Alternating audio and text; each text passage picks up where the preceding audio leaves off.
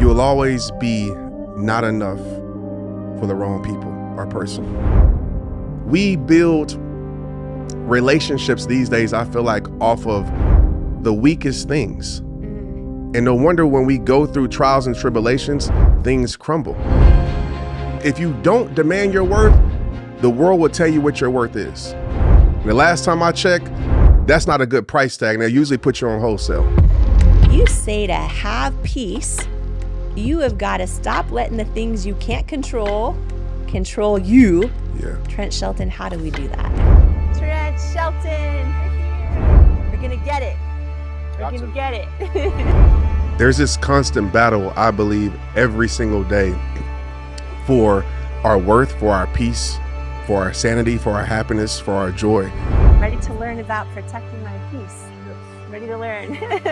How are you doing? Doing good. Yeah? Learning to protect you. You're learning to. What you just said, like smiling for the camera, but dying behind the scenes. Yeah. So many people can relate to that in all various ways. People who are not public figures, but they show up and put on a smile and be their representative, be the person they think they need to be, or the person that people are expecting them to be. And they're not, because they're not showing up as who they truly authentically are, they are literally dying behind the scenes, like hiding in plain sight, That's right. Feeling more lonely than ever, more disconnected than ever. I know where that leads. There's no amount of perfection you can give to a person that's committed to misunderstanding you. But once you free yourself from those things and you experience the freedom of fully being yourself and people fully loving you for yourself, you'll never go back to being something that you're not to please them. You said haters are just confused supporters. Haters are just confused supporters. For Can sure. you explain that? What do you do if you don't want to be alone and you don't know how to make new friends as an adult and you don't want to be all alone, but then you feel like sometimes the people around you bring this sort of like toxicity? Solitude is necessary. Sometimes you have to learn how to be by yourself so God can show you what being perfectly loved feels like. And what happens if you try to save a person drowning, they're so frantic, they will pull you under and both people will drown. And so you have to trust that some people have to learn how to save themselves. I refuse to lose myself trying to change people. And some of us, we can't keep peace in our life because we spend our whole entire life trying to change people. And people aren't gonna change until they're ready to change. That's a big aha moment. So I want to tell everybody listening to this, man, like, stop losing yourself trying to please strangers on the internet. I don't know if I know a single person who doesn't struggle with this. I'm worthy because of how God created me and sees me, not how this world views me, not by a blue check mark, not by 16 million people following me online. I was already worthy before birth, just like you. I was given worth at my birth. Yeah. I was given worth at my birth. Woo! So it's special.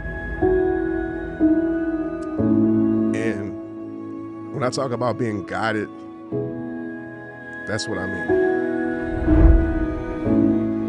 Before we jump into this episode, I'd love to invite you to join this community to hear more interviews and one-on-one conversations with me and you to help you truly believe in yourself, trust yourself, and know you are enough so that you can become unstoppable in living your best life. All I want you to do is click on the subscribe button. I love your support. It's incredible to see your comments and how many of you are, sharing these episodes with everyone else. And I'm just so grateful to be here for you. And I'm so excited to go on this journey with you. So thank you for subscribing. It means so much to me.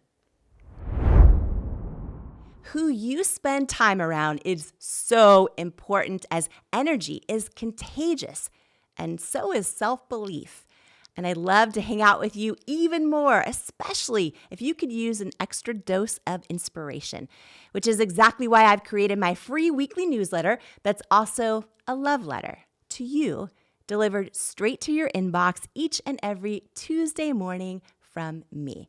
If you haven't signed up to make sure that you get it each week, just go to jamiekernlima.com to make sure you're on the list, and you'll get your One-on-One with Jamie weekly newsletter and get ready to believe in you.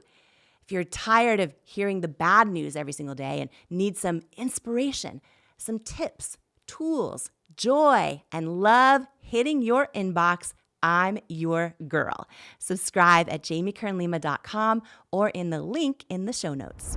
In life, you don't soar to the level of your hopes and dreams. You stay stuck at the level of your self-worth. When you build your self-worth, you change your entire life. And that's exactly why I wrote my new book, Worthy: How to Believe You Are Enough and Transform Your Life for You. If you have some self-doubt to destroy and a destiny to fulfill, Worthy is for you. In Worthy, you'll learn proven tools and simple steps that bring life-changing results, like how to get unstuck from the things holding you back, build unshakable self-love, unlearn the lies that lead to self-doubt, and embrace the truths that wake up worthiness, overcome limiting beliefs and imposter syndrome, achieve your hopes and dreams by believing you are worthy of them, and so much more. Are you ready to unleash your greatness and step into the person you were born to be?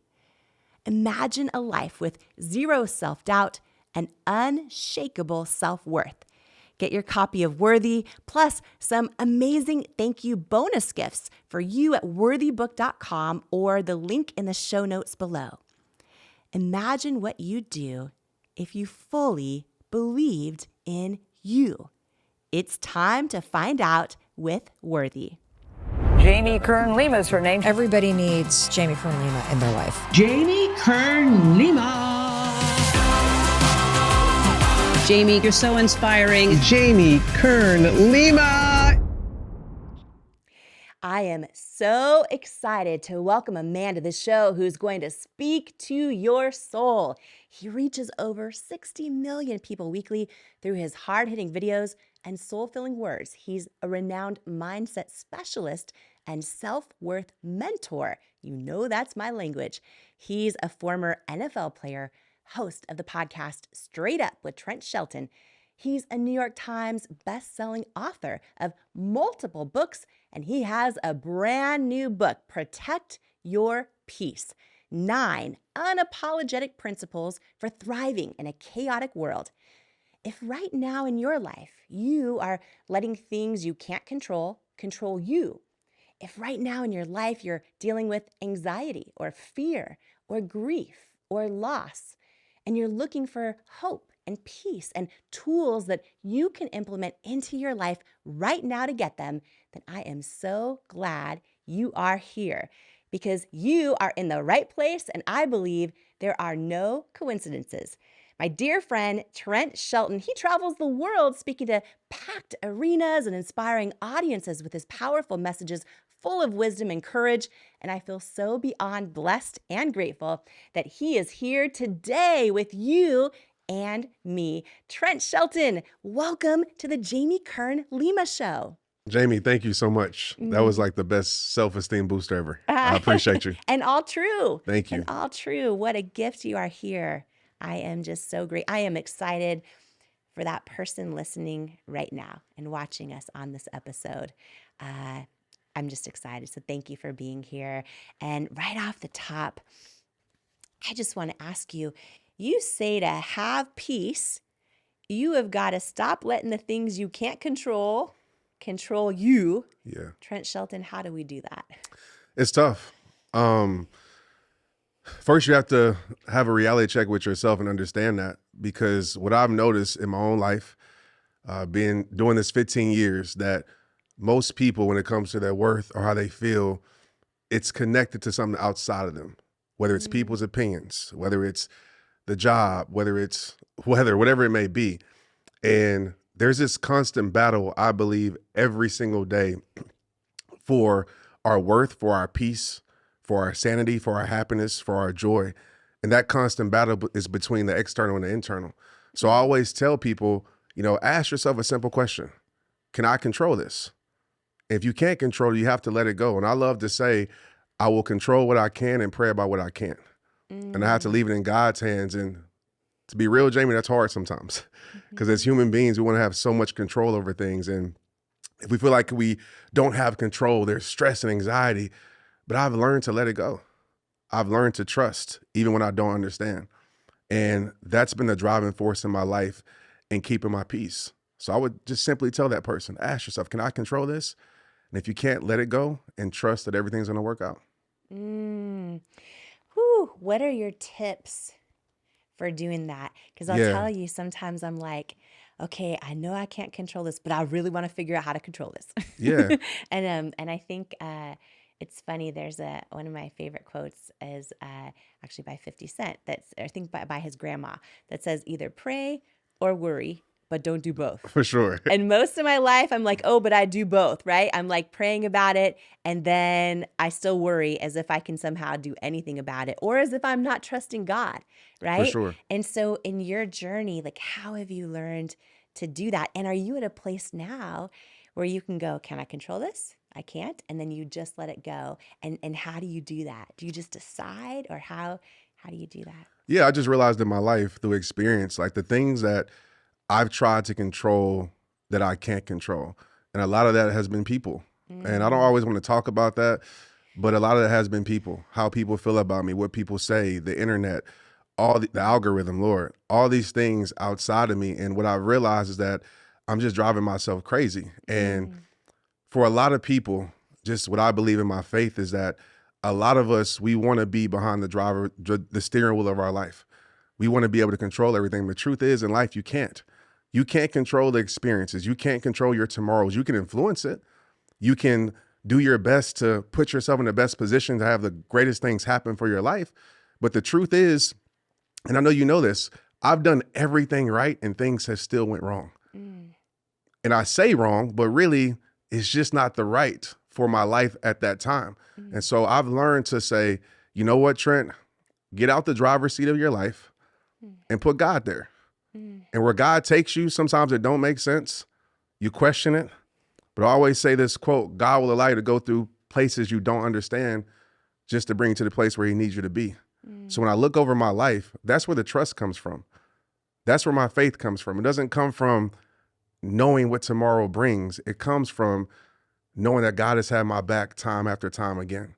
And that's hard, right? Because sometimes you lose people, you lose things, and you want these things back in your life. Sometimes it's loved ones. But I've learned to have patience and faith in saying, if it's not for me, then it's just not for me. And that's so hard at times when it's things that you love. But I prioritize my peace over everything now. And that's definitely has helped my life. So I would tell the person, prioritize your peace and learn over time that everything is working out for your good. And I know that seems super motivational and inspirational, but it's the truth. It's the truth. Everything is working for you. And that's the truth that I stand by and live by. Isn't it so true that, like, if we could control everything, we wouldn't need faith? Exactly. What's the point of it? Yeah. Millions of people inspired by your words every single day. Just to read a couple quotes, they say that you are hope for people who feel hopeless, Trent Shelton, that you create content that is a light for someone in their darkest times. And you just help so many people take the things that they're going through and help them turn them into the things they make it through. Yeah. And I think a lot of that is because of the things you've made it through. Yeah. So can you just share a little bit? And I know there's a lot of things you have made it through. And it's so powerful that you share some of those things, because it helps people feel less alone and more enough. And then they, and then it helps them go through it as well. So, can you talk about your journey, just of turning the things you go through into the things you make it through? Yeah. I made a commitment when I first started, like 2009, and when it really got real in 2011. And I made a commitment that I would always be a voice for people, to let them know that everything they're going through can soon turn everything they made it through. And I wanted to be an example of that. And I didn't want to just be a one-trick pony where it's like, I'm telling you these things, but I'm not letting you know what I'm going through. And yeah, I go through a lot, just like every human being. And I remember making a promise to my best friend while I started doing what I do, that committed suicide. And I told him that I would be the voice for people who need one, and I would be the shoulder to lean on for people who need one. And that was very difficult for me because, again, I'm an introverted person. When I started this, it wasn't like the popular thing to do at that time. But I knew that there were so many people out there that thought that they were broken. And so for me, being vulnerable and transparent led to my transformation. And I want to let people know that it's okay to go through things. It's okay to share things. It's not going to hurt your brand. It's okay to, admit that you're going through a struggle, because that's relatable. I can inspire people with my things. I can inspire people with the house or the car, or I'm telling you all these numbers, which that's a part of it too. But I wanted to be able to impact people with my heart and say, I want you to experience my heart, and I want you to feel this connection, and I want you to see a human in me, this human that can rise above, this human that can conquer, this human that can overcome. Because if you can see that hope in me, then hopefully you can see that hope in yourself. And so that's why I'm so open and transparent. And Jamie, it's just hard to just do this, smile when I'm dying inside. I just can't do it. It just takes too much energy. So I would rather say, hey, y'all, I'm depressed right now. It doesn't mean that my life is over. I'm going through a storm, but I promise you I will get through it, because no storm lasts forever. But I'm going through it. I'm climbing this mountain with you. I'm at the mountaintop saying, hey, this is how you get up here. No, I might have been there, but every year in my life through something, because I'm a human, I come back down to the valley, and I'm with you, climbing this mountain with you. So I think that's what's helped me connect with so many people across the world. And honestly, that's what's helped me be able to continue on this journey, because if I'm carrying all this emotional baggage and, as I always say, smiling for the camera but dying behind the scenes, I know where that leads. I know people in my life that are no longer here because of that. And so I refuse to be what the world wants me to be and lose myself. I refuse to be who the world wants me to be and not keep peace in my life. So for me, this is the easiest thing for me to do, is to say, this is what I'm dealing with. So the last, 3 years, I'm good this year, but 2021, 2022 was some of the worst years of my life. My mom and that whole situation, and then my situation, a few days later, then my grandmother gone, and then my dad's best friend who was a mentor in my life a few months later. Then the next year I ruptured my Achilles and I always had to get my leg, like my foot literally almost cut off. And it's back to back to back to back to back. And yeah, I questioned God. Yeah, I was like, what's going on? Yeah, I had to still be this person for the world, but I gave myself grace to say, you know what? It doesn't make me less. It doesn't make me less of a human. It doesn't make me less of a expert. It doesn't make me less of a brand because I'm dealing with things. Actually, this strengthens it. And I had so many people say, man, Trent, because of you these last 3 years, you have impacted me more than anything over the last 12 years that you've been doing this. So that's why I do it. What you just said, like smiling for the camera, but dying behind the scenes. Yeah. So many people can relate to that. For sure. Like in all various ways, people who are not public figures, but they show up and put on a smile and be their representative, be the person they think they need to be, or the person that people are expecting them to be. And they're not, because they're not showing up as who they truly authentically are. They are literally dying behind the scenes, like hiding in plain sight, That's like right. feeling more lonely than ever, more disconnected than ever. And what are your words for someone who is scared that if they show up as who they truly are, they will lose love? They won't be accepted. They'll no longer belong. They'll be judged. And I know, all the data and all the studies show that if we are not fully authentically ourselves, we cannot have a true connection with another human being. And it's so easy to believe the lie that I want connection, so I'm going to be the person I think I need to be. But then we are lonelier and more disconnected than ever. So for the person who needs maybe words of wisdom or inspiration or advice or tips on how do you, because you've done it, you do it every single day, right? For sure. They see Trent Shelton on a pedestal. People put Trent Shelton on a pedestal. Oh, he's crushed it in every area of his life. And you're saying, oh, this is who I am. I'm in the valley. I'm going through these hard times. I'm, dealing with depression. I'm all the different things. Like, you have been so brave, right, to be who you are. And you're saying that is why so many people connect with you, right? And I think about, all the people I think who are the most impactful in the world, and I think that they do that in various ways.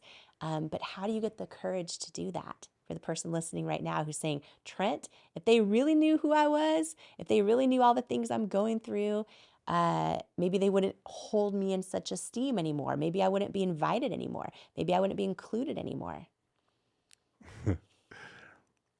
First thing I want to say is that's not your people then. Mm. You will always be not enough for the wrong people or person. Always. And I know sometimes that's hard because we want to fit in, we want to blend in, but you got to accept that certain doors have to close. And when you're your authentic self, some doors will close. Friends, family, peers, it closes. And you can't, I know it hurts, but you got to realize there's better doors for your life. And I know that's easier said than done. I get it because I was there and I still go there at times. But I trust to say, okay, if a no changes the relationship, then that relationship isn't for me. If me being my authentic self changes the relationship, then that relationship isn't for me. And yes, it still hurts. Yes, I want these people in my life. Yes, I want to be enough. But I learned this a long time ago, Jamie. There's no amount of perfection you can give to a person that's committed to misunderstanding you. You'll never be perfect for the wrong people. Even your perfection will be not enough. So at some point, they're going to find the real you. And so my biggest fear is people fall in love with this version of Trent Shelton that's not authentic. They love me for something that I'm truly not. I don't want to do that because at some point, the real me is going to show up. The messy me, the mistake me, the failure me is going to show up and be like, wait a minute, who's this guy? And so if you can't love me at my worst, doesn't mean that you allow me to live a life that I shouldn't be living, right? But if you can't love me at my worst, then I don't want you loving me at my best. Because the truth is, every human being, and I wanted to say this earlier about going to church and being judged, never let the imperfections of man or woman keep you from the perfection of God.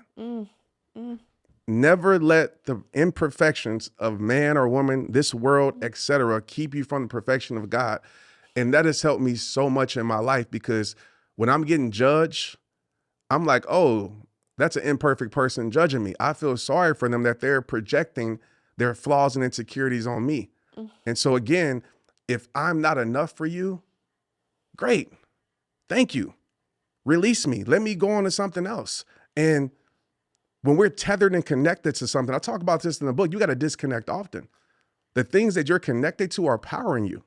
So some of us, we're connected to stress, we're connected to all these things, and we're connected to, our insecurities. And I say, cut the connection, pull the plug, disconnect from those things. And it's hard to go pull the plug when you realize that, man, once I pull the plug, I'm freeing myself. And there's nothing better in this world, Jamie, than being able to be you and being accepted for you. So I know doors have closed because I'm not a version of professional that maybe the world doesn't want, but I'm okay with that. I know what God has called me to do, what he wants me to do, and I'm at peace with that. I can sleep at night. I'm okay. I can lay my head down and say, you know what? I am the best version of myself. I might not be them, they, him, or her, but I'm me. And I'm okay with that. And so I think it takes time to be able to build that confidence. But once you free yourself from those things and you experience the freedom of fully being yourself and people fully loving you for yourself, you'll never go back to being something that you're not to please them. So that's what I would say. One thing I just thought of that you say that I love so much, and I just have to bring it up because I'm thinking of the one person listening who is just struggling with the haters they see online or the comments that they get, or they finally decided to post their art or their ideas or any part of themselves out there, and then someone from 25 years ago in high school made some rude comment on their Facebook or their Right. Instagram. And you once said, Trent Shelton, and I will never forget this, I think about this all the time. You said, haters are just confused supporters. Haters are just confused supporters. Can you sure. explain that? So good. So good. Yeah, so number one, like, if you don't want to be hated on, and there's a beautiful quote, I'm butchering it, but, say nothing, be nothing, do nothing. If you don't want any type of judgment or anything. So at least I look at somebody hating on you as you're getting attention. And you have to understand this. Like, some people aren't haters, they're confused supporters. And what I mean by this, when you look at the word hate, it's such a strong word, but you don't pay attention to things that you hate. Certain foods like ranch dressing, I don't pay attention to ranch because I hate it. When I'm in the salad bar line, I don't even look at the ranch, right? Because I hate it. You don't pay attention to things that you hate. So if somebody is following your page, if somebody knows your every move, if somebody is making up a fake profile, right, after you block one profile, that is not hate. That's admiration. They just have pride and ego. So it might be a little bit of jealousy and envy there, but actually they really support you.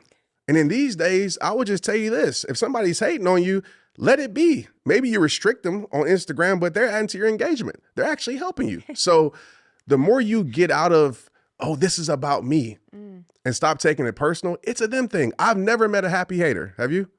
I've never met somebody who is happy with their life and loving their life, worried about somebody else and what they're doing. So just understand they're paying you attention. At least you're doing something that's worth attention. So keep doing it. You talk a lot about being able to identify when you have people that are not right in your life or that are bringing toxicity around you. Can you talk about that? Because a lot of people, feel like, oh, I don't know if these friends are really for me, but I'm going to go to the thing anyway. Or if I'm in the right relationship or in the right friendship, talk about, especially when it comes to protecting your peace. What do you do if you don't want to be alone and you don't know how to make new friends as an adult and you don't want to be all alone, but then you feel like sometimes the people around you bring this sort of like toxicity? I definitely can identify with my introverted self. So it's hard because I'm not the guy that's gonna, I'm not the guy that's gonna start conversation. Like I'm laid back, I'm chilled. So I understand how somebody can feel like, man, if I lose these friends that I know aren't my friends, then I'm not gonna have anybody in my life. And I just gotta be real. Sometimes the road is lonely. Sometimes I don't even like to say isolation, but solitude is necessary. Sometimes you have to learn how to be by yourself so God can show you what being perfectly loved feels like. I've learned how to love myself at my rock bottom. When all my friends left, not all of them, because some might be listening, a few was there, but I learned how to love myself. When I lost my career, when I lost the beautiful things that surrounded my life, I lost a lot of people that I did things for. And so the thing that I would tell the person listening to this or watching this is, with the people around you, number one, would you trade places with them? Not just financially, but like mindset wise. Mindsets are contagious. So if I don't want to trade a mindset with you, I don't want to trade a life with you, not talking about the things, but who you are at your core character. If I don't want to trade that with you, why are you around? And everybody around you isn't bad, but everybody around you isn't good for your journey.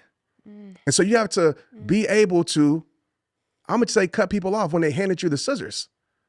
So if somebody keeps on disrespecting you, you set boundaries and they disrespect your boundaries over and over and over, they've handed you the scissors. So you might have to cut the relationship off, or don't complain about the things you aren't willing to change. And so for me in my life, I had to go up a mountain. I was just in, where's that place? I wasn't skiing because I can't ski. Flagstaff. I was in Arizona at what is called Snow Bowl. And we were driving up the mountain. At the base of the mountain, it was no snow. So I'm driving like, how are people skiing? But as we got higher, it got colder, snow was there, it got less crowded. And it reminded me of hiking mountains. Everybody at the base of the mountain is crowded. But the higher you go, the lonelier it gets. The higher you go, the colder it gets. And so for some of you, it's getting colder in your life because you're going higher. For some of you, it's getting a little bit lonely in your life because people who started with you aren't going to have the perseverance, the grind, the work ethic, the faith to finish with you. And the journey will always reveal what's real and who's real in your life. And so it doesn't make them bad, but everybody isn't meant to go with you.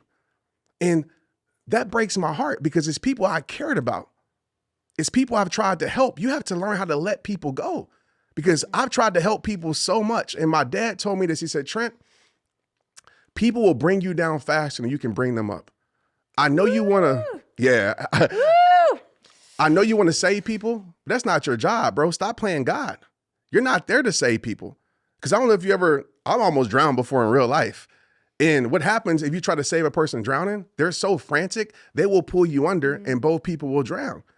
And so you have to trust that some people have to learn how to save themselves. I'm all for throwing out the buoy. I'm all for throwing out the life jacket. But at some point, you have to learn how to do for yourself because I refuse to lose myself trying to change people. And some of us, we can't keep peace in our life because we spend our whole entire life trying to change people. And people aren't going to change until they're ready to change. So for me, my whole thing is, here you go, God. It's yours. Here you go. This person that I believe so much in, that I'm giving all the advice, and I know you can relate all the advice and they're not taking it. Here you go, God. This person that I want to help and they don't want to be helped. Here you go, God. And I hand them over to God and it gives more peace in my soul. So that has helped me tremendously in this journey because I care so much about people and I don't want to feel guilty for not doing the things that they don't appreciate no more. Isn't that so true that you just cannot change someone who does not want to change? For sure. Change is an inside job.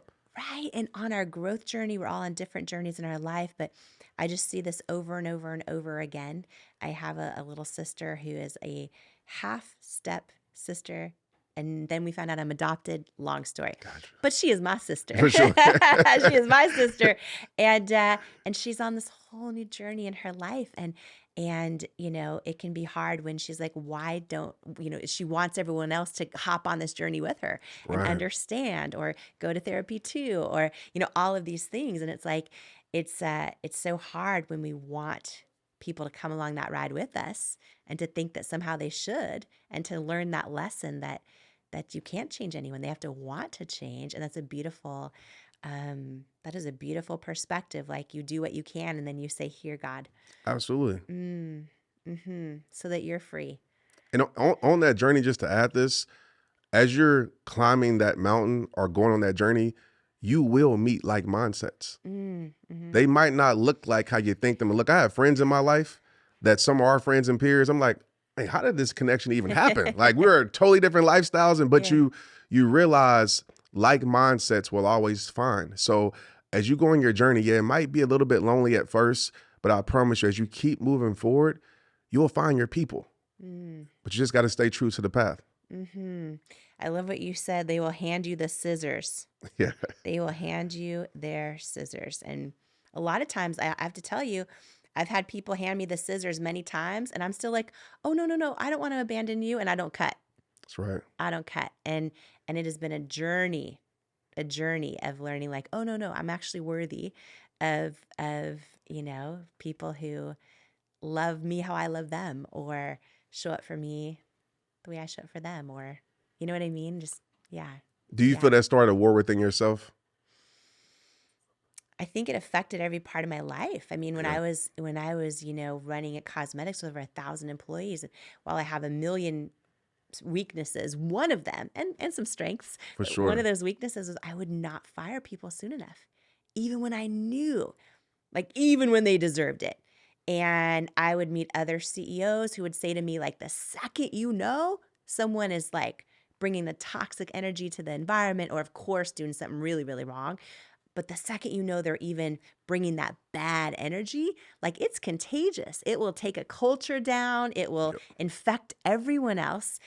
And I knew that. And still, because of my own issues I didn't understand fully yet, of not believing I was worthy of things, I didn't want to abandon anyone else. And so I would hang on to people for way too long. And it was wild. It says, you said it, inside job. It was me learning to believe what I'm worthy of, and that, oh, I can't change a person. And that was when I got better at firing.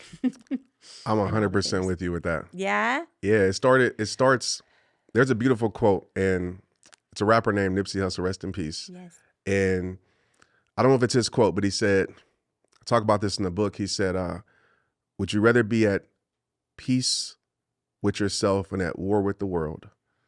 Or would you rather be at war with yourself and at peace with the world? And every time you're choosing them over you by not cutting things off or firing somebody that you know needs to be fired, you start a war within yourself. Every time you say yes when you want to say no, and you need to say no, you're starting a war within yourself. So I got tired of starting wars within myself. And one of my hardest things was speaking my piece. And my dad said, Trent, if you don't speak your piece, how can you protect your peace? And I said, wow, you're right. And so I've chose to be at peace with myself. And no matter what comes with that, sometimes it comes with, worry and guilt, because not to kind of fast forward, but the main principle in the book, or number one, is set boundaries. And a lot of us don't set boundaries because of two reasons. We worry, or we have guilt. We worry what people are going to say. We worry about the rebuttal, or we have guilt that, oh, I'm leaving this person behind, or I should always be there for them. So we don't set boundaries. But I like to always say, and this changed my life when it came to protecting my peace, is boundaries aren't walls. Boundaries are bridges. Most people think boundaries are this wall that keeps things out. No, boundaries are there to let the right things in. And so, yes, I've had to set boundaries. They only become walls when somebody disrespects it over and over and over again. Then that boundary becomes a wall. I can't allow you access in my life, or I can't be around this environment because it's toxic. So I would ask the person that's listening to this, is like, if you want peace in your life or what you need in your life, what boundary do you need to set? What bridge do you need to set that's going to lead you to what you need? And so that's helped me so much by saying, one of my main principles is I am going to keep peace in my life, and I'm not going to start a war within myself.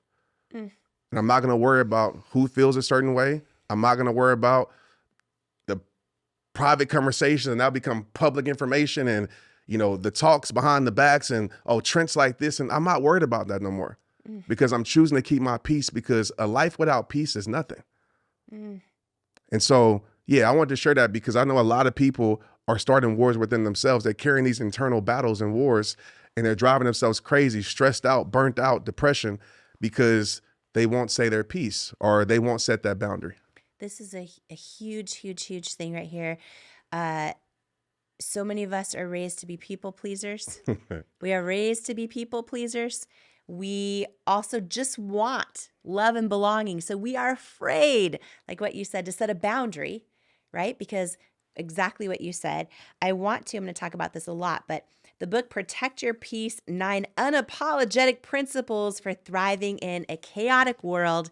So we are going to link this, of course, in the show. I hope everyone goes and picks it up. This is the thing, right? When I think about the things that matter, right? That's why I wrote worthy. I'm like, that matters. This matters. I think about what you just said, Trent, and I don't know if I know a single person who doesn't struggle with this. Yeah. Like, I'm thinking of every person in my life, in every stage of their life, in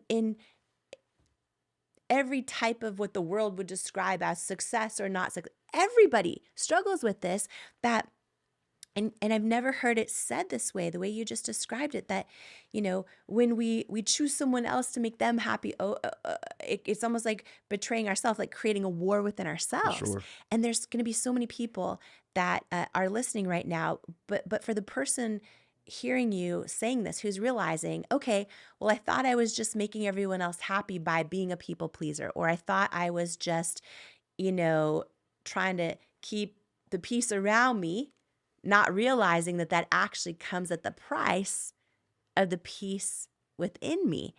Mm. That's a big aha moment.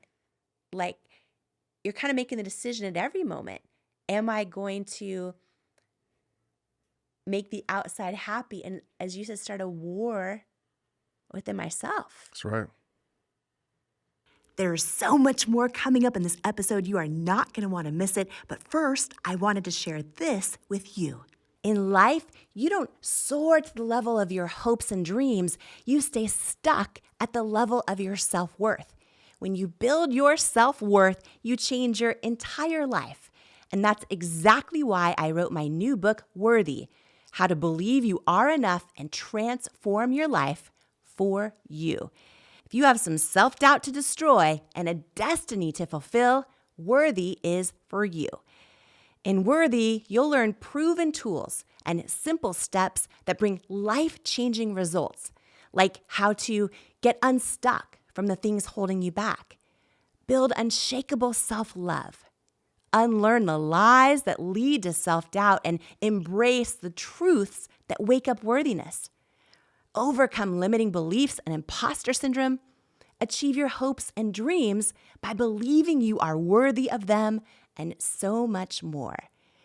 Are you ready to unleash your greatness and step into the person you were born to be? Imagine a life with zero self-doubt and unshakable self-worth. Get your copy of Worthy, plus some amazing thank you bonus gifts for you at worthybook.com or the link in the show notes below. Imagine what you'd do if you fully believed in you. It's time to find out with Worthy. Who you spend time around is so important, as energy is contagious, and so is self-belief. And I'd love to hang out with you even more, especially if you could use an extra dose of inspiration, which is exactly why I've created my free weekly newsletter that's also a love letter to you, delivered straight to your inbox each and every Tuesday morning from me. If you haven't signed up to make sure that you get it each week, just go to jamiekernlima.com to make sure you're on the list, and you'll get your One-on-One with Jamie weekly newsletter and get ready to believe in you. If you're tired of hearing the bad news every single day and need some inspiration, some tips, tools, joy, and love hitting your inbox, I'm your girl. Subscribe at jamiekernlima.com or in the link in the show notes. And now more of this incredible conversation together. That is a whole different way to see things. And then that war just starts to spiral into all different ways. Absolutely. I think a lot of people are afraid, Jamie, to let people down. Yes. Well, you should be afraid to let the most important person down in your life is yourself. And so every time you are choosing not to set a boundary or not to say no or even say yes on the flip side, you might need to say yes to something else, and you're so afraid to let people down, you're letting yourself down over and over. And you get to that point where that war inside you becomes stress, you become disconnected, you lose the vibrancy of life. And it's like, man, and I'm going to say this, and this is kind of a curveball, but I talked about this the other day on my social media, because the thing that I see too with social, it's not even like the people around you. Like some of us, we don't want to let down strangers on the internet. Yeah. And I literally posted this the other day. I said, the people that you don't want to let down, the people you're trying to smile for the camera, die behind the scenes, or whatever it is, those people will not be at your funeral. And losing mom, like I got to see the people that she kept wars for wasn't there. Wasn't bringing flowers to her grave. So I'm like, okay, like I get it now. And I'm not saying that everybody who you're starting a war within yourself is not going to support you or be there for you, but I saw that. And so I'm like, I'm not living to please. I call in the book professional people pleasers. That's what we are, triple Ps. We want to please. And a lot of the pleasing comes from we put our worth in being needed so much. And we don't feel like we're pleasing people. Oh, I'm not needed. So if I'm not needed, I don't have value. And so for me, I've learned how to start with myself. And I'm not trying to make this a selfish thing, but if I'm not giving myself what I need, how can I be the greatest self for those that need me to be? How can I be the greatest self for my kids, for my wife, for my community? So I want to tell everybody listening to this, man, like stop losing yourself trying to please strangers on the internet, trying to please people who literally are going to just jump on the next bandwagon. We've seen this over and over. Once you stop being hot, once you stop giving them what they need, they're going to go to the next thing. And so I realized that from football, I've seen it. So when I got into this space, I'm like, I appreciate the love, but I know the love is circumstantial. Once I stop giving you what I need and I get it, it's the world, you're going to move on to the next thing. So you think I'm going to start a war within myself and lose myself for that? No. I'm okay with losing followers. I'm okay with people saying, oh, I don't feel I'm okay with that. My worth is not in people's opinions. I was given worth at birth just like you by God. So I'm worthy, pun intended. I'm worthy because of how God created me and sees me, not how this world views me, not by a blue check mark, not by 16 million people following me online. I was already worthy before birth, just like you. God set you apart. It's in scripture. So that's where I've gotten my confidence from in my life to no longer start a war within myself. It's not worth it. I was given worth at my birth. I was given worth at my birth. Woo! I just want to call this out because what you're saying is in 2024, I am watching so many brilliant, beautiful, talented, filled with potential people get taken down by this persona they're putting out. That's right. In so many different ways. I have friends on reality shows. That I'm watching just like in a way, how do I say this without saying any names? And in a way, just like sell their soul for fame. Yeah. It's just eating them alive in their life and in everything that matters, but it is making some good TV. That's right. And then they go down this cycle where if they don't do it more and more and more, they're not relevant and they're not on the show anymore. And it's this perpetual cycle. And then it's this like, oh my gosh, every type of person who is not wanting to be a public person in their life, but then it's just nowadays social media is a part of everyone's life. And they're putting out a persona, trying to get likes or trying to make sure everyone sees this version of themselves that it's everywhere. It's everywhere. And a lot of people are starting to believe the lie that their worth is tied to it. That their worth is tied to it. And this is what I think is such a blessing about the things, as you say, the things we go through can become the things we make it through. Because you've had the big things happen in your life. You've had the things that the world says, you know what I mean, that make you worthy. You and I have both had different things happen in our life that we've worked really hard for, only to realize when we get them or when we lose them, like, okay, we learned a lot of lessons in them. And also that does not define my worth. Absolutely. Yeah, I look back on my life and I realize my past through football really was to prepare me for this and show me like what's really real. You know, I always say this and it seems kind of harsh. I always say real situations expose fake things in your life or people in your life. And so I was able to see, oh, the majority of people in this world, and this is just us in general, but the majority of people in this world sometimes only loves you because of what surrounds you. Do you love me for me? And if I don't have a consensus yes, then I put you in the place where I feel like you need to be in my life. And I think a lot of times what we do, Jamie, is we put unfair expectations on people. We give people titles that they don't deserve. We give people the title of a friend. We give people the title of all these things when they haven't shown or proved it. And so I think that's where we mess up, even on social media. Like, this is my family. And I have the rehabbers across the world and I appreciate them. But we make these friends, or they really care about me. And besides liking what you do for them, and I know it's a two-way street, we build relationships these days, I feel like, off of the weakest things.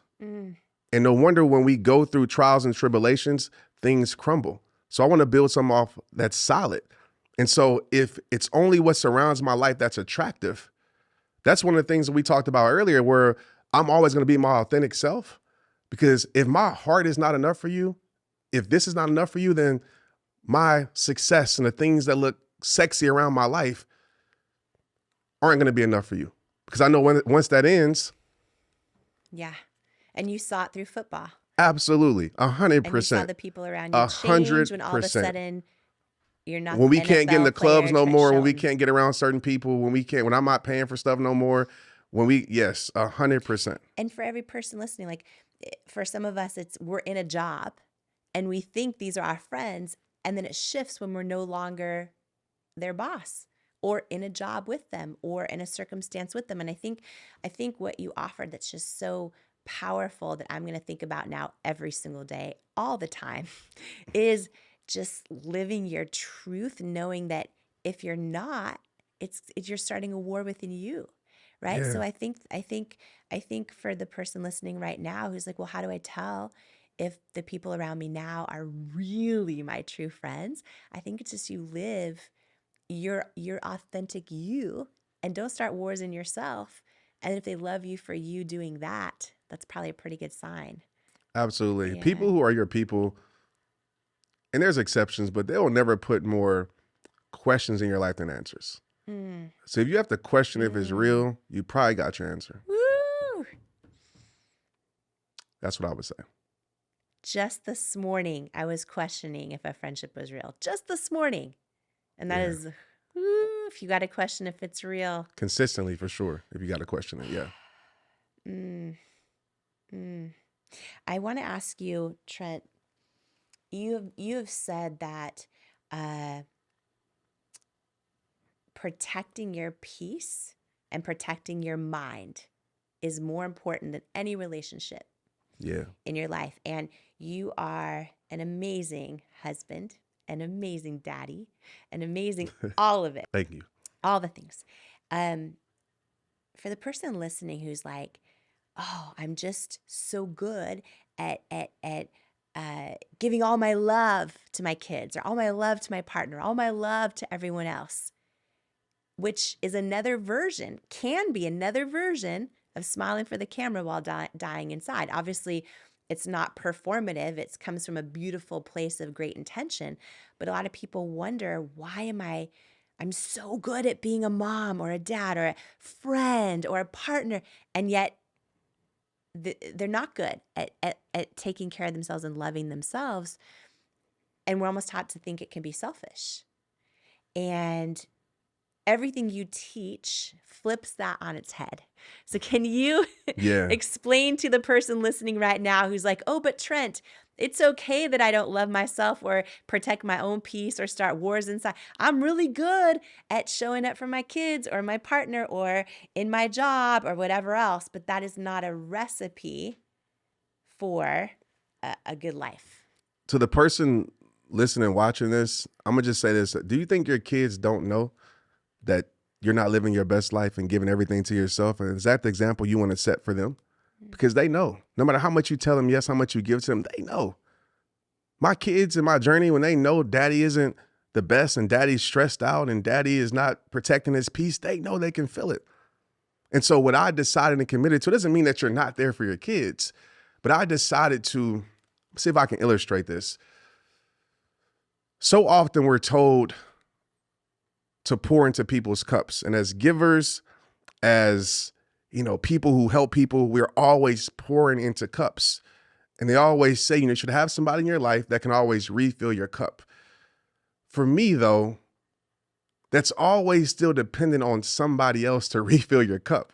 And that's always not a guarantee you have that person to refill your cup. So a lot of people in this world, including myself at times, we're always pouring, giving to our kids, to people we love, and then we start to feel empty. So I committed my life to protecting your peace. And for me, that means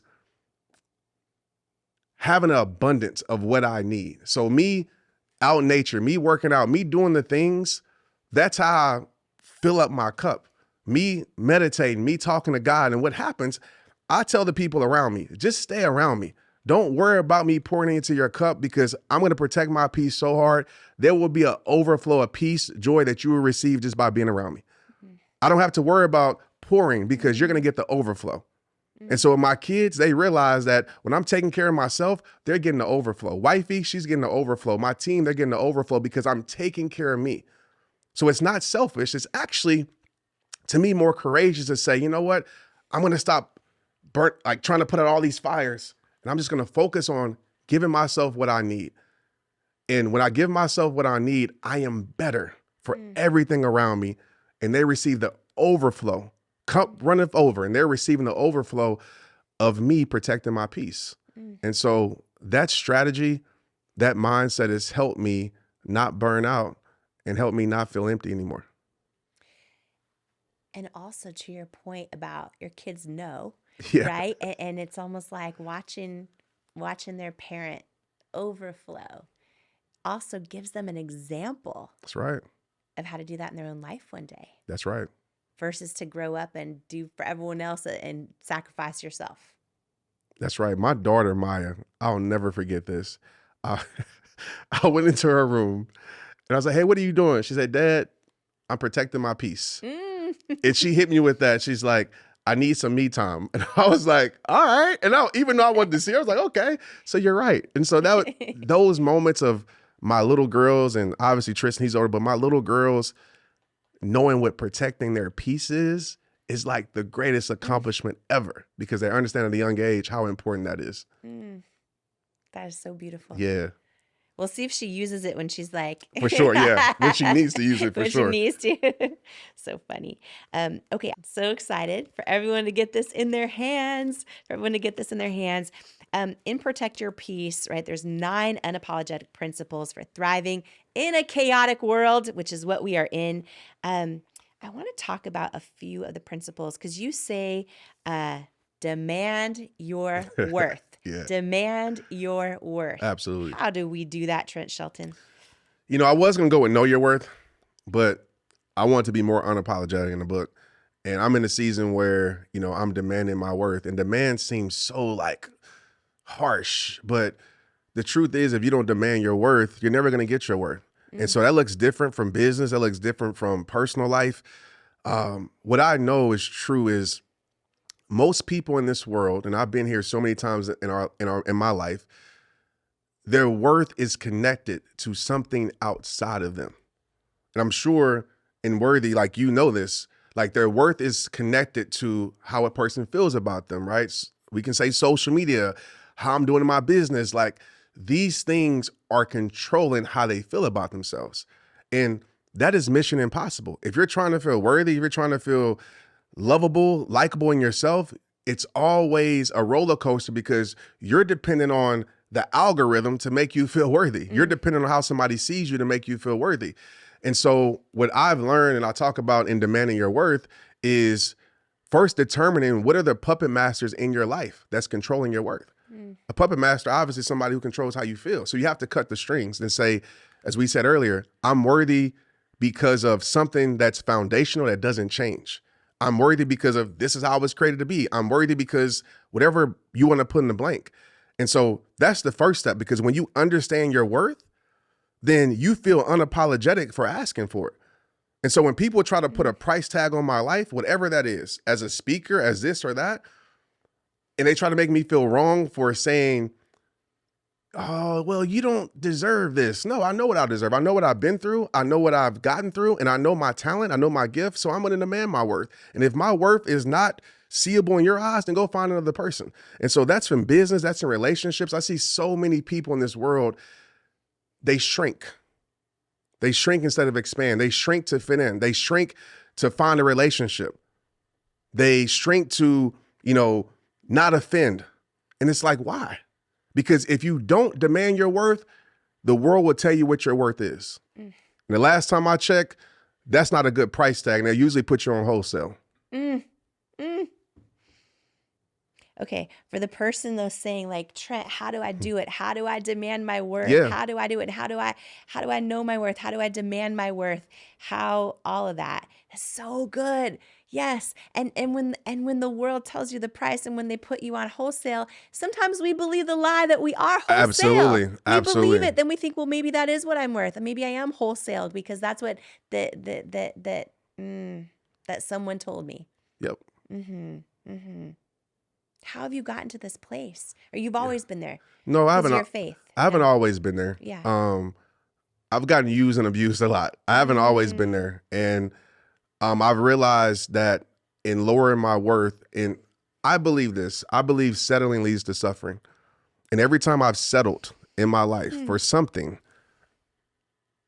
suffering was in the near future. So if I settled in business, if I settled in my personal life, suffering was coming for me. And so I made a commitment to myself to never settle. And even if it's hard, because sometimes, loneliness or, want or temptation makes us settle for less. And for myself, I realized that every time that I've accepted less in my life, it put me in a bad place. Every time I didn't stand on my worth and demand my worth, it put me in a bad place. And so I just got tired of being used. I got tired of being empty. And sometimes you just got to get sick and tired of being sick and tired. And what the world's going to try to say to you is, oh, you're full of yourself. What the world's going to try to say to you is, who do you think you are? What the world doesn't know, everything that you've been through and survived through and got through just to get you to where you're at. So my worth isn't just coming from La La Land. My worth is coming from everything that I put in the work and I went through in my life. And it's come from ultimate permanent worth, how God feels about me and my belief. So I refuse to let him, them, anything tell me what I'm worth. How can you tell me that? You're not me. You don't live my life. And when we talk like this, people kind of be like, oh, why are you talking like that? It's because if I don't value me, if I don't protect my worth, then I'm going to live a life full of settling. And I know for sure what's in the future. It's regret. I've had enough conversations with people who are older, and the number one thing they say is, Trent, grandmother told me this, Trent, know your worth, demand your worth. Because when you get to my age, you're going to realize that you have lowered yourself for people that ain't even here no more. And you live in regret the rest of your life. And regret is the greatest poison to the soul. So I refuse to live in regret. So if I have to miss out on a thing because I don't fit in their scenario, I'm okay with it. It's not for me. There's something down the line better for my life. So sometimes when you don't know your worth, you will never get to the thing that is meant for your life because you're taking every opportunity and you never actually get to the opportunity that's really meant for you. So that's helped me a lot get the right things in my life. Settling leads to suffering. Yeah. Woo. At least in my experience, it has, for sure. Mine too. Yeah. Mine too. I'm listening to you thinking about so many things right now. So many things. I'm like, that is true. That is true. And I think so many of us can relate to that. We've like shrunk ourselves to fit into places. For sure. Because we just wanted to be there or be included or feel wanted. Yeah. Feel wanted. That's right. But your self-worth is your ceiling. And what I love so much is you're saying you set the ceiling. That's right. You set the ceiling. Do not let other people set the ceiling or the outside world or any of that. There are 9 principles in this book. Yeah. And, I want to make sure everyone gets the book because it is so incredible. And aside from what I've talked about so far, I just want to say, is there one that you want to call out right now that just feels on your heart to speak into somebody today who is listening, who needs to learn to protect their peace in their life? The principle is simplify happiness. And there's a saying that says happiness works off of what's happening. And I agree, but that's external happiness. I don't believe internal happiness works off of what's happening. It's a choice that you make. Some people call it joy, but it's a choice that you make to say, I'm going to choose to be happy.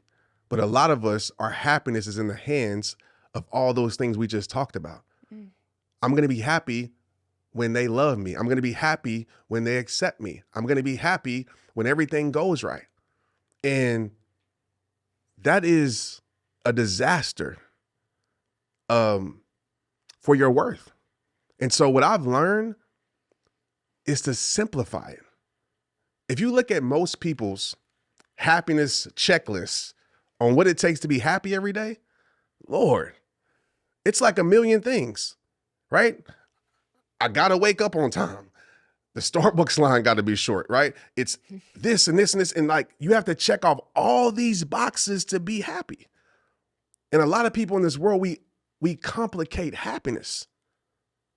And happiness is such a simple thing. Happiness is an internal job that can come from ourselves. And I know it's easier said than done when you have so much chaos around you, but peace says, no matter the chaos around you, I'm not gonna let it kill the calm inside me. Peace says, yeah, the storm exists, it does. But guess what? The storm is gonna pass. And so I would challenge everybody listening to us, how can you make happiness so easy to obtain that you had no choice but to be happy every single day? And maybe not the whole day, but the moment. I have a little area in the book and it's called Morning Marley. Marley's my daughter. And I realize this, as we get older, we complicate it a lot more, and I'm guilty of it. And I'll never forget Marley. I'm sure you had this happen with your kids. Marley comes in the room at like 7 a.m. Sun rises up. She opens up our blinds. I'm tired. And she's singing a song, It's Morning Time. And she's so happy that it's morning. And the first thing I wanted to say is, Marley, go back to sleep. But I caught myself. And I said, wow, she's happy because it's morning. Trent, when's the last time you've been happy that you woke up and that it's morning? Or you need some great thing to happen for you to be happy. When she brushes her teeth, she has the brush your teeth song. She's happy to brush her teeth. And so if we get back, I believe this is why God tells us to be childlike. Because when we get away from being childlike, we start to have all this complication around what brings us joy, what brings us happiness. Go look at a kid. A kid, they can hate you 1 second, love you in 2 seconds later.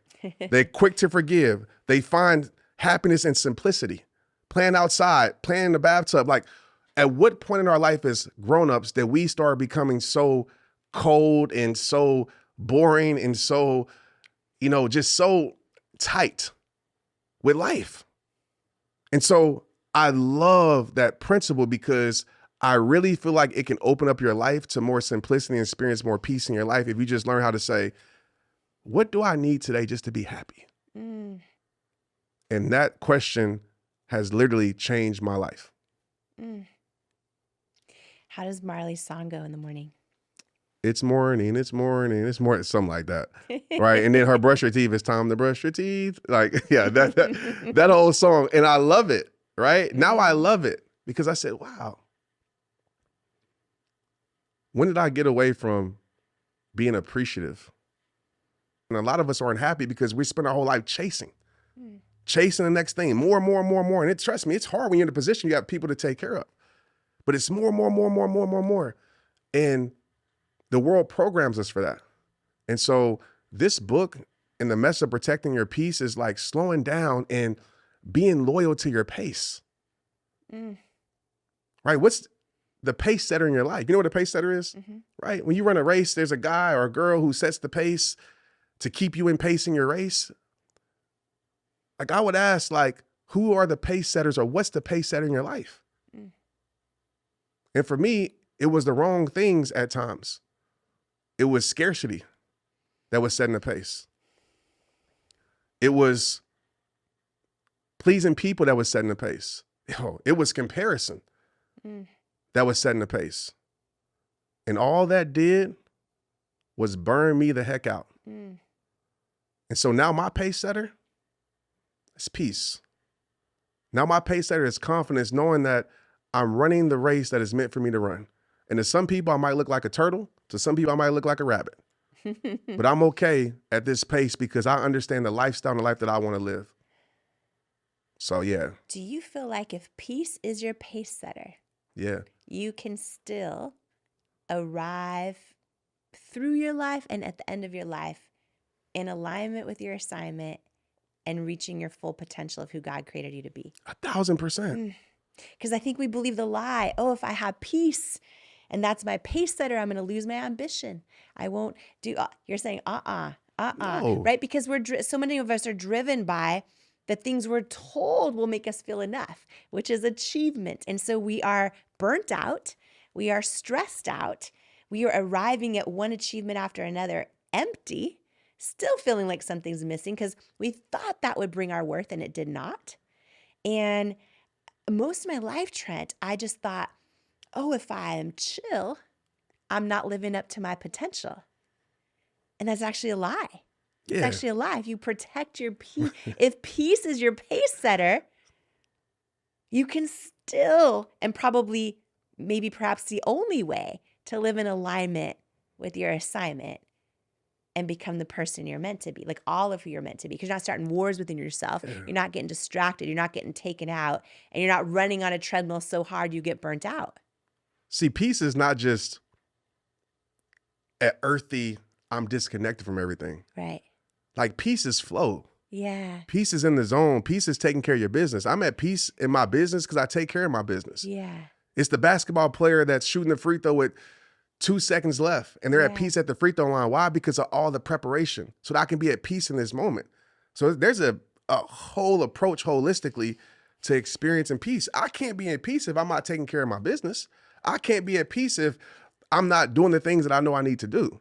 And so a big part of me protecting my peace is making sure I'm prepared, is making sure I'm efficient, is making sure I'm intentional, is making sure that I'm doing the things that I need to do so I can lay my head down at night and saying, man, I did what I needed to do today. I could be at peace. So I wanted to share that part for sure. That's so good. And peace isn't letting off the gas. It's no. like driving towards the right Sometimes it's thing. pressing on it. Yeah. Harder. Just driving to the for right sure. thing. Just Absolutely. driving to the right thing.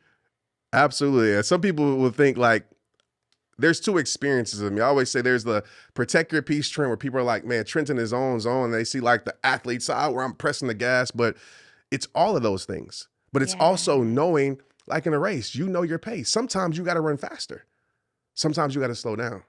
But you can't look at the next person and say, oh, I should be running faster because the person in year 15 is doing this. So I'm going to do it. The person that started the podcast, 10 years ago, I'm expecting to get the same amount of downloads. So I'm going to do all the things. And we sit here and we compare ourselves. And it's like, no, this is my journey. This is my journey that I'm on. And sometimes it's going to be a season of busy, a season of dad, a season of everything, but I'm still at peace because I'm loyal to my pace. So when I need rest, I rest. When I need to go, I go. And I'm okay with that because I know at some point the finish line that's meant for me to cross will be there. And it might not look like the next person's finish line, but I'm okay with that. So that's a big part of knowing your worth. It's a big part of being confident in who you are, a big part of knowing that what God has for you has for you. That's a big part because if you don't, you're going to think that I'm supposed to be doing all of these things. Not that you can't get influenced and motivated by someone else, but that's still their life. That's still their journey. So I might not have that or have this, but I have what I need and I'm okay with that. For the person who says, okay, well, I am not sure I even believe God exists. Right. And what do I do? And how do I have faith in something greater than myself if I don't quite believe that exists? Which actually, let me ask you that. How in your own faith journey have you come to believe God exists and then have your faith in God? Yeah, experience. I grew up in the church, so it was easy. My dad, my grandmother, my mother. But for so long in my life, it was the relationship that they gave me. I believe because this is what you're supposed to do. You're supposed to go to church 3 days a week. And I believe because of that. But that wasn't a true belief. That was a given belief. And I had to learn how to seek God for myself and build that relationship. So my relationship with God doesn't look like on paper, maybe what it looks like for everybody else. I just told you before I got here, I went to the ocean and I find God there. I believe nature is God's natural medicine for the soul. So I'm in the woods, I'm doing all these things and that's where I find God and that's strengthened my relationship. But it's my journey of me being 7 years old with asthma, pretty much flatlining in the ICU at 7 years old. And me realizing that there's a purpose for my life. Me losing my NFL career and thinking that what else is there to my life? And now I'm living in my purpose. Me almost, oh man, losing my daughter. You know, holding her in my hands and almost losing her. So these experiences, that's where my relationship is built. And so I tell people all the time, you know, you can hear things, you can read books, but it's the experience that strengthens the belief. And so for me, God is real because of what I've seen in my life and how he's worked in my life. What's your advice for someone who maybe is hoping to strengthen their faith? Yeah. And they're just asking, like, you know, to believe when they just kind of don't? Like, what's your advice to them if they want to have faith in their life and they just kind of don't quite believe it? Immerse yourself in relationship. Just like in anything else, you know, I think sometimes we think this relationship with God is like, you know, it's supposed to, I'm just going to say it, Jamie. Like, we live in a world right now where people are telling you how to live and what to do, and it looks like this, and if it doesn't look like this. And I think in our faith as Christians, it's so hard because I know for myself, and I'll just say this, like, when I first started in this industry, I got judged a lot. If you listen to my first spoken words, one of my first words was, I fear the body of Christ because I'm more judged by churches. They expect me to be perfect. But that's a cross that I can't carry. This soul still battles sin. Does it make me less Christian if I told you sometimes I struggle to believe when I say amen? And that was real. And so I said, man, like, I'm not good enough. And I think for so many people out there, there's this checkbox of being the perfect Christian. And I know we're supposed to do certain things, but until you really build that relationship and realize God is a God of grace, God is a God of forgiveness, and you really allow God to work into your life, then you're never going to feel that presence. So I would ask somebody, like, are you seeking him daily? Are you building community with other believers daily? Because if you're not, just like in any relationship, like if you don't call your girlfriend or boyfriend or talk to him, eventually there's going to be some disconnect. And so God doesn't move from us, we move from him. And so I would tell everybody that wants to build a better relationship, don't let your circumstances, don't let your situations, don't let failed relationships. I've seen it. People become angry at God. I did. God, you let me play since I was 4 years old of sports and now it's over? Like, what's up? And this is how I talk to God. Like, what's up, man? And I realized, like, number one, he doesn't owe us any explanation because he's done so much for our life. When my mother died, why God? But I remember my mother telling me, you can question God, but understand that God doesn't owe you anything because he's already gave you everything. And so that's helped me in my life. So I would tell that person to build, to seek, to have conversation, and it might look different. There's no perfect prayer. Sometimes the prayer is, hey, God, I'm struggling today. I need you. God knows the wants, desires of your heart. You have to step out the boat and seek him. But he requires us to step out the boat, and most of us don't do that. We want God to do everything for us. So what does stepping out the boat look like?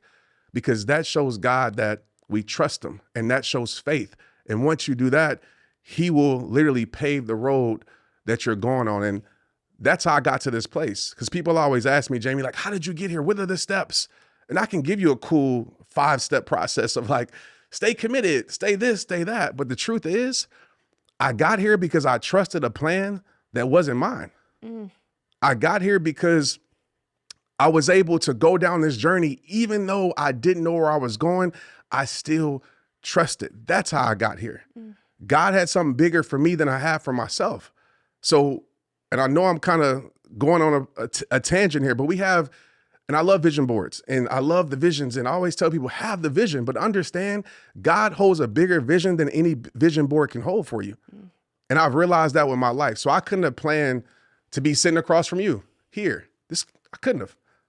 But God had a deeper plan, a deeper meaning for my life, even though I didn't understand it at the time. So I would tell the person to trust, seek, and have patience that God got you.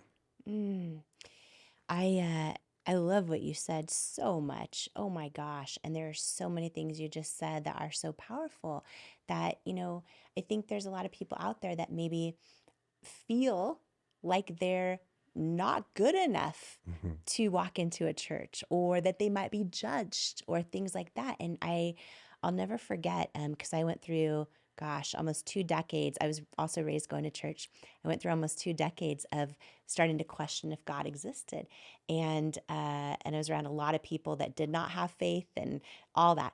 And I remember when I started working as a news anchor and reporter, and I was one-man band reporting, where you shoot all your own video and you edit and you tape to tape, and then you stand up and do the filming and all of that. And it was so fun, by the way, but I'll never forget, one of the stories I did was at this rescue horse ranch, where they take rescued, abused horses and they rehabilitate them. And then they actually bring kids, a lot of kids of all ages, kids, teenagers that have gone through abuse and often won't talk to adults about it. And they just let the kids be with the horses. And I remember I was doing a 3-part series there, and I just watched this horse laying down in a pasture, and I watched this 14-year-old girl who wouldn't talk to adults. She wouldn't talk about what she had gone through, but she just sat there talking to the horse, and she laid her head down on the horse. And I just remember I was probably 25 yards away watching this, and I just felt God's presence stronger than I have ever, and I'm out there in the middle of nowhere in this horse ranch in the middle of Eastern Oregon. And I just remember realizing at that moment, okay, I think what I'm feeling is God's presence. I don't happen to be in a church at the moment while I'm feeling this. And it was the first time I realized in my life, oh, God is everywhere. And I was in this season where I was praying and telling God, I'm doubting you exist. Can you please come into my life and prove me wrong? Right? I went through this for years until he started, oh my gosh, over and over and over and over. And that's sort of how I went through my journey, because I did not, there was a long time I was questioning, For sure. you know what I mean? And I love what you shared about, in hard times, just trusting him and having to trust him in those times, even when some people might have hard times and say, if there was a God, this would not be happening to me. Right? Versus, okay, let me lean on him or on my faith to make it through. And, I just want to say one more thing, Trent, because I think just for the person listening right now who is on that journey, and I think a lot of people are, I think there's a lot of people that have maybe felt maybe they've been discouraged on their faith journey because they felt something doesn't feel right about me not being accepted for who I am inside of a church. Or maybe they've had an experience where they didn't feel that way. And what I found is a lot of churches do love you fully for who you are, but there are some that you may not feel do. And I always just imagine if Jesus were on this earth right now, there's a quote by Bob Goff where Bob Goff says, every time I ask God who I should love and for how long I should love them, I always hear him whisper to me, everybody, always.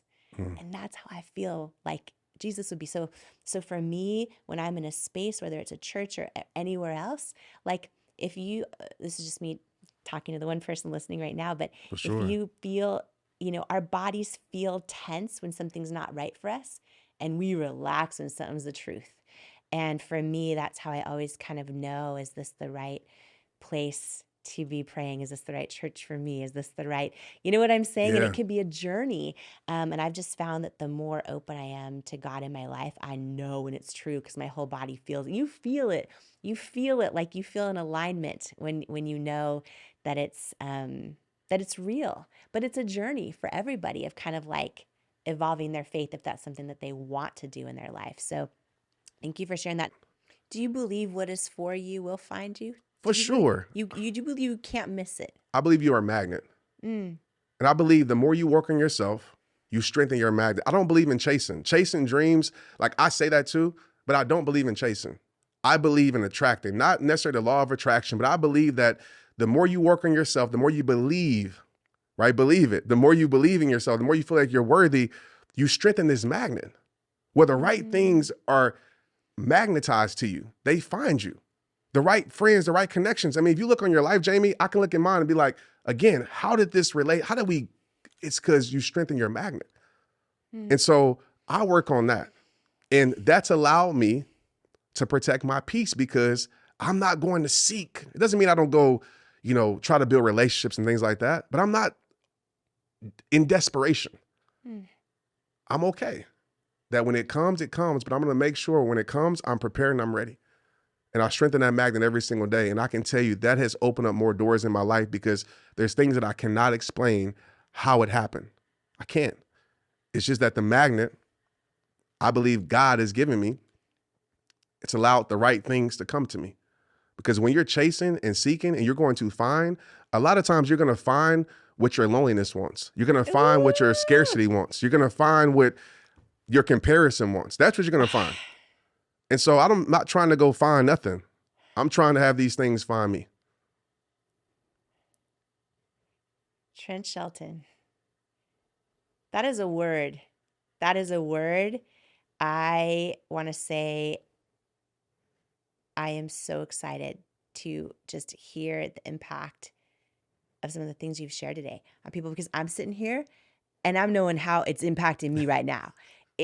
Right? Because a lot of my life I have felt this desperation to make things happen, or to seek, or to go after it, and to open the door, to try to get it to open. And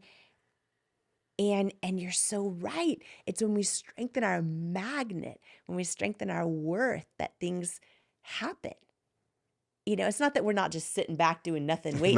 No. That's lazy. That's lazy. It's not lazy, not being lazy, but just like putting in the work to raise your worth, to put in the reps, to be prepared, to do all that stuff, and then having that faith. And that has happened in my life so many times. And I still get tempted to go back to that other, I've got to just Me too. make it all happen and run faster on the treadmill. And I fall into that often. And what you just said, it'll be what your scarcity finds. It'll be what your, right? Not what, will you say that one more time? I just want everyone to take that in. No, this is so good. When you're chasing, oftentimes you will find what your scarcity finds, what your insecurities will find, what your worries will find, what your fears will find. And it goes back to, now you're going to settle for less. It's like you're trying to knock down the door and beat down the door that's not meant for you to go in. And you're spending all your energy and time trying to knock down this door, when if you just have patience, you talked about not being lazy. Lazy is procrastination. Patience is working while you're waiting. Patience is trusting God in the process. Patience is peace, that I'm going to still do what I got to do and go hard. But I have patience and peace that when it's time for that door to open, I don't have to knock it and kick it down. Just got to turn the knob. It's going to open at the right time. But that's the hard part, Jamie, that a lot of us want things to happen on our time, when we want it. But as you know, and I know, that God's timing is the perfect timing. And that's always true. If God would have blessed me with rehab time when I wanted it, I would have fumbled it. I guarantee you. I would have messed it up. I wasn't ready. So he was building me, right? He was molding me. He was shaping me. He was preparing me. And said, okay, you're ready now. Here you go. And so we got to learn how to have patience in the journey and trust the process. And the process sucks at times. The process is rough. The process isn't beautiful. Like, we live in an entrepreneur era on social media where they show you all the cool things, right? The ice bath, jump in the ice bath and do all the things, right? Like, cool. But they don't show you the other side of it. Like, just because you start something don't mean you're going to be successful. Probably less than 1% of people actually are. And the people who actually become successful are the people who actually had steadfast and continue to persevere over the first year, second, third, fourth, fifth, sixth year. But we don't see that talked enough about. And so that's why I love our conversation, because you're seeing two individuals that are telling you, if you're just having patience, having peace in the journey, it will find you over time. But if you want the celebrity, if you want the money now, you want all these things now, you're going to run into a race that you ain't meant to run, and you will burn out. That's why statistically, if you look at all the things that people start and don't finish, 8% of people finish what they start. 92% of people don't. And it's because I guarantee that 92% was being guided by the wrong things. I remember Oprah once saying that in all her years, 25 years, the Oprah Winfrey Show, she would just like cherish whenever there would be a moment where an aha moment would happen, or an aha moment would happen. And I feel like I have personally had aha moments in this conversation, and I'm just like hanging on your every word. I'm like Thank you. hanging on your every word. So I'm so grateful. You dedicate Protect Your Peace to your parents. Mm-hmm. Can you talk about their impact on your life, the greatest lessons that they have taught you? I'm almost at a loss for words because it's so hard to put it into words. What my dad has done for me, showing me how to be a man, came to every single one of my games. Didn't miss a game. Worked at UPS for now a long time, more than I've been alive. But he always made time to be there. I never had to wonder where he is, where he was. He was always there. He showed us how to be a man, continues to show us how to be a man. My mother was and still is our rock. And I dedicated this book to her because she always taught me what peace is, and I always seen her operate in peace. Even though at times she would have chaos and things going around and things going on in her life, she would always be a woman of peace. She would be a woman of calm in even the most chaotic situations, especially in the storms. She was the shelter in our storm. She was the one that was, everything's gonna be all right, even when it didn't look all right. And so what's ironic, Jamie, with this book, I told you I changed the date. And it was supposed to come out in January. I wasn't gonna share this, but I'm gonna share it. One of my promises that I told my mother I would write this book, Protect Your Peace. And what I saw in her, and I gotta share this, my mother literally died in peace because she lived in priority. My mother was able to rest in peace because she lived in priority. She prioritized the things that mattered. So I know when it was her time to go, she was okay because she did everything she was supposed to do. She was the matriarch that took care of everything. So I literally saw her at peace when she took her final breaths. And as hard as it was to see her get wheeled out that house, I said, thank you, God, for healing her. Because sometimes we don't get a physical healing, we get a spiritual one.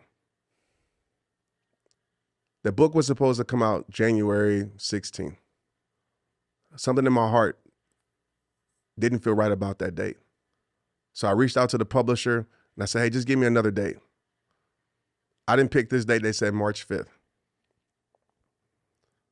Immediately, I felt a peace in my soul because that week of March was that week I talked about before, where my mom, Maya, all these situations happened. And I called my dad. I said, Dad, can you believe, man, this book is bringing light to this dark week? And I said, but Dad, it's something deeper than that. I said, what is it? I said, I don't know. And in my midnight hour, as I call it, waking up at 3 a.m., because my mom passed, I didn't get a full year of sleep. It hit me. March 5th is when the book comes out, and March 5th was the last time I see my mother alive. The last time I held her hands.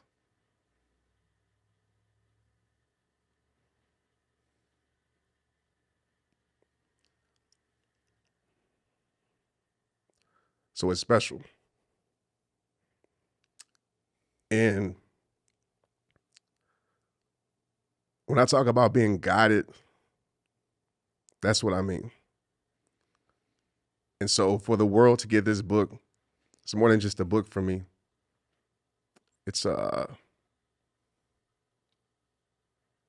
It's a representation of who she was and who she is. And I know she touched this book because I know my mother. She always wants me to shout her out. She wants to be a part of everything. So yeah, it's a special one for me. So I hope the world is able to protect their peace and get a glimpse of what my mother taught me. For you to share that, like, when she passed, we have tissues right down there if you need a tissue.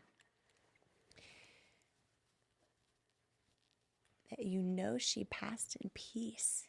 Yeah, for sure. Because of how 100%. I think that is everyone's hope. And then you promised her you'd write this book. Absolutely. Did it feel like a divine download? For sure. Yeah. It was so clear. So clear. Mom was on hospice for 6 months. So I saw what peace didn't look like. In that moment, peace. So as hard as it is sometimes, you know, to move on and go on, and I know you can understand, I can literally live my life in peace because I know she's resting in peace for real. Is her name Aquanetta Yes. Shelton? Aquanetta Shelton, Is her for sure. nickname Honey? It was. How'd she get that nickname?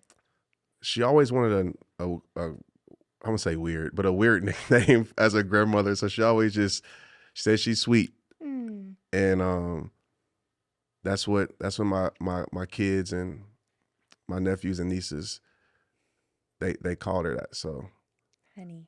yeah. Everyone who I've been blessed to have on the show, people I love dearly, who I know are going to bless every person listening. And thank you for doing that today. And I have a gift that I want to share with you. Something I do for each person who's come on the show, but I want to share it at this moment because of what we're talking about. Awesome. To open up now? You Okay. can open it. Yep. Ooh, Nike shoebox. Awesome. Let me see. We actually had to get a bigger bag because of your shoe My size. shoe size, yeah. I'm like, oh, that's a different bag because it's bigger. Oh, snaps. Ooh. Oh. Jamie. So these are custom Jordans, and do you see what each, and you have to look at the other one too. Oh my gosh. So it says, honey, protect your peace. I don't know if I want to wear these shoes every day or not wear them. No, but Gotta wear 'em. Oh my gosh. I imagined. I know she's always with you. And you know, on my show, Can I give you a hug? Yes. Yeah. Yes, I mean, I don't want to. Yes. Oh my gosh. Thank you so much. Thank you. We are just crying up in here. I'm crying my makeup off. I got myself matching so that I have this memory with you, and I'm wondering if you would write on mine. If you would write anything that comes to your mind on mine. Absolutely. And then I have this memory. These are so clean. Thank you, sir. So whenever I wear them, I want to think of you, and I want to think of this day, and I want to think of your incredible book that I'm so excited for everyone to get, Protect Your Peace. Wow.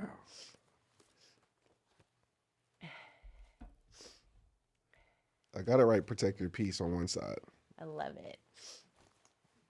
Trent, I have had so many aha moments. I have not mastered a lot of the stuff of what you're talking about yet, and I need to. So thank you. I appreciate you. I'm on that journey too. Woo! God is all up in here. All up in here today. What do custom Jordans smell like? Never had these. This says keep being a light on that side. And you got to sign your name too. I will on this side. Boom. This is the dopest gift ever. Like, oh my gosh. I'm genuinely excited. Look at them with your outfit today. This is perfect. There's the red, black, and white, and look at your outfit, red, black, and white. Even the hat, everything. You like them? Absolutely. These are fire. Thank you so much, by the way. Thank you. I have one more thing to share with you, but before I do, if you got value out of this episode, my only ask is that you please share it. Share it with another person in your life who could benefit from it. Post it and share it with others online or in your community who just might need the words and tools and lessons in this episode today. You never know whose life you're meant to change today by sharing this episode. And thank you so much for joining me today. And before you go, I want to share some words with you that couldn't be more true. You, right now, exactly as you are enough and fully worthy. You're worthy of your greatest hopes, your wildest dreams, and all the unconditional love in the world. And it is an honor to welcome you to each episode of the Jamie Kern Lima Show. Here, I hope you'll come as you are. Heal where you need. Blossom what you choose. Journey toward your calling and stay as long as you'd like because you belong here. You are worthy. You are loved. You are love. I love you. And I cannot wait to join you on the next episode of the Jamie Kern Lima Show. In life, you don't soar to the level of your hopes and dreams. You stay stuck at the level of your self-worth.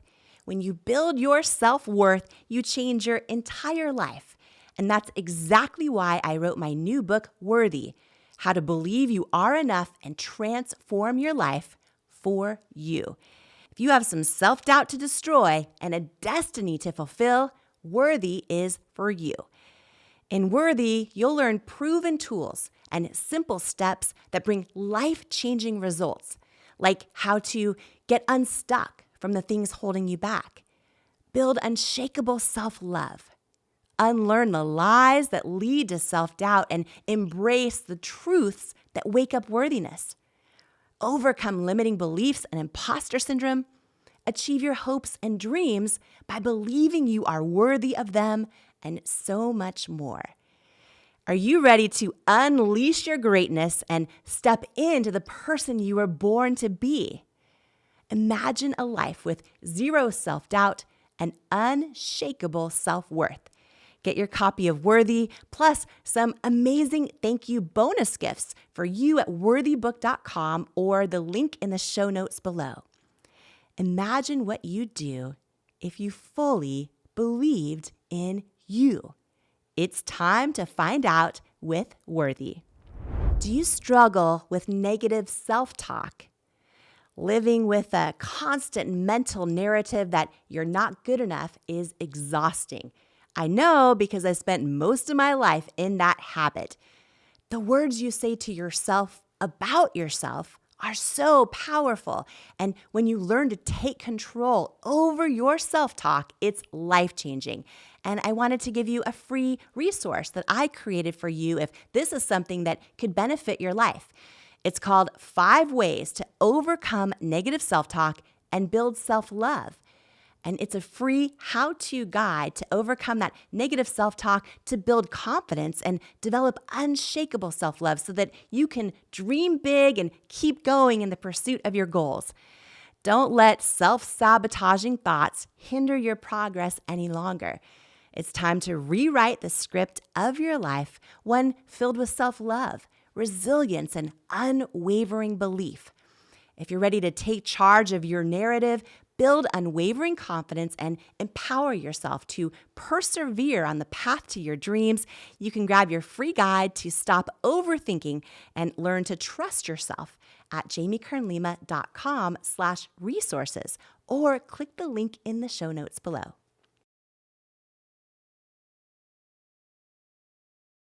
If you loved this episode with Trent Shelton, I promise you, you are going to love this life-changing video here on how to live your best life. Check it out.